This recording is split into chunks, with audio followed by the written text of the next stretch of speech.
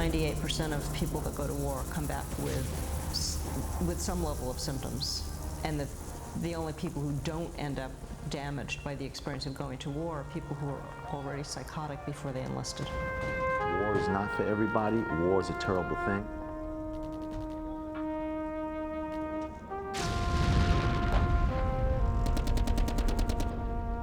I am diagnosed with post-traumatic stress disorder.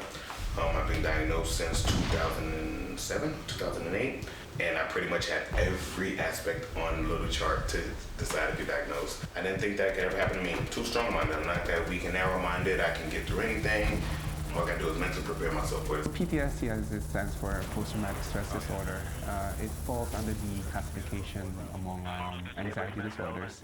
To be diagnosed with PTSD, you have to be exposed to a situation when you felt like your life was threatened. The problem is that most of what happens to people as a response to a traumatic event is so far beyond that there are efforts to really shift that diagnosis to make it more appropriate. It's a disorder. It's very disruptive and very frightening for people who are suffering from it. It's after having the nightmares. It's after having the dreams. It's after not putting it out of your head. It affects you every minute of your life. Every day I look in the mirror, it affects me because I'm missing an eye. I got my teeth knocked out. I got boots blown off my feet. There's not a day that goes by that I don't have dreams that don't haunt me. They're being pulled back when they were exposed to a life-threatening event. There are some ugly things you see out there. There are some ugly things you do out there where, you can't forgive yourself for the things you've done.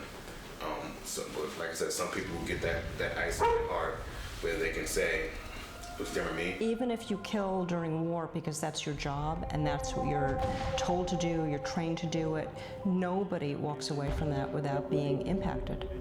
So it's not just about what you're seeing, it's about what you actually did. And whether you did it to stay alive or whether you did it to save the rest of your unit, there's still difficulty in coming to terms with that. We're a society that's very quick fix. We're used to having everything at our fingertips. So if somebody gives you a pill and says, this is going to make you feel better, you're probably going to try it. The difficulty is that it doesn't really work. When they're diagnosed with PTSD, they are prescribed benzodiazepines. Under that classification, Xanax, Ativan, Klonopin, Valium. Seroquel is an antipsychotic medication being unfortunately misused among this population, and those medications are proven not to help but even worsen PTSD. You get addicted. Unfortunately, as soldiers, they're also prone to getting hurt or injured in the field. So they're going to start being prescribed with pain medication. But the problem is that some of the medications they're giving, like you mentioned, Seroquel, does increase suicide ideation.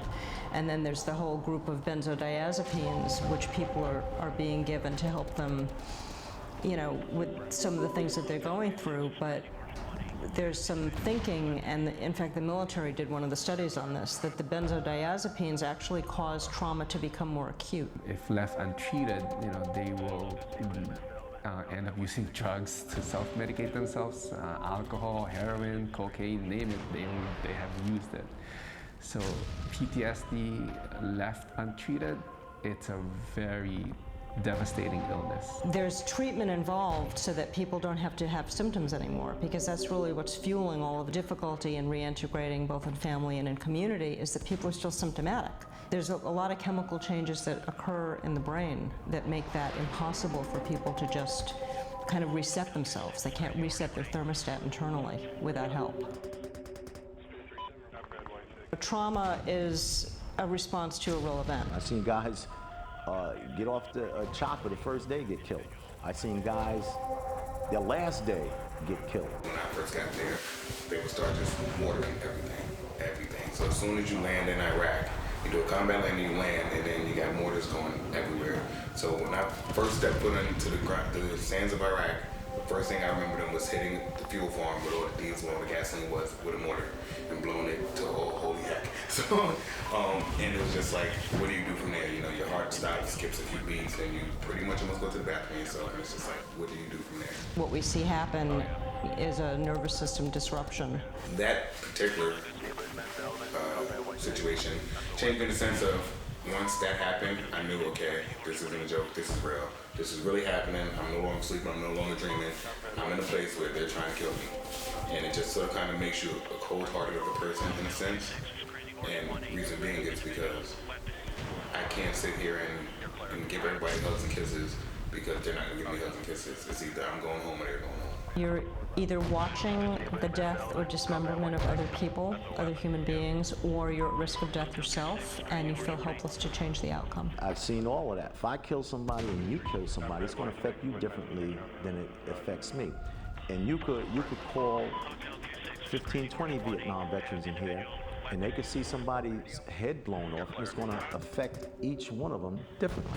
I've had friends kill themselves after coming back. Just some of the things that we seen it did that just they couldn't stomach and couldn't deal with, and couldn't live with. That was their way of getting out of it and getting over it. And they did what they had to do. Some will be able to handle it, some won't be able to handle it. Some will break down. The act of killing, whether it's a civilian or enemy combatant, doesn't seem to matter, really shifts things to a much different level in terms of guilt. Because people are not equipped to deal with the ramifications of that. There's no culture in the world that supports killing. There's no religion that endorses killing. And it's not something that people easily come home and talk about to their family members. That's why we have such a high suicide rate. It's because the rate of firing weapons and the rate of killing in combat is extraordinarily high now. In World War II, it was found later that 75% of all soldiers never fired their weapons, even when they were being fired upon. Now, clearly that wasn't okay with the U.S. military, so they really shifted the way we train people who were going to war. So during Korea, the firing rate went up to 50 to 75%. Now it's up to 99 or 100%, meaning that people are firing their weapon all the time, and they're clearly hitting targets, and they know that.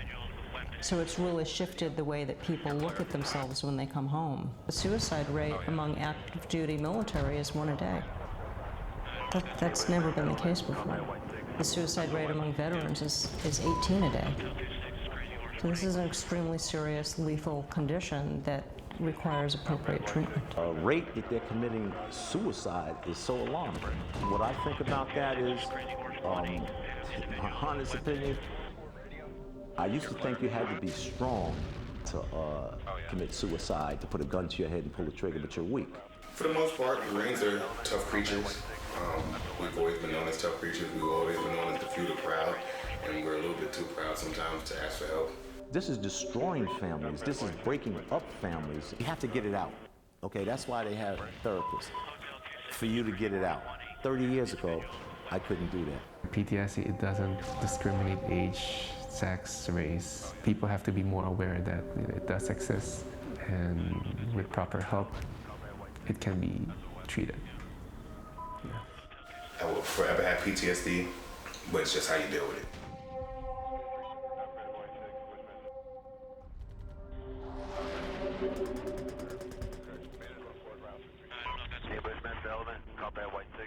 That's a weapon.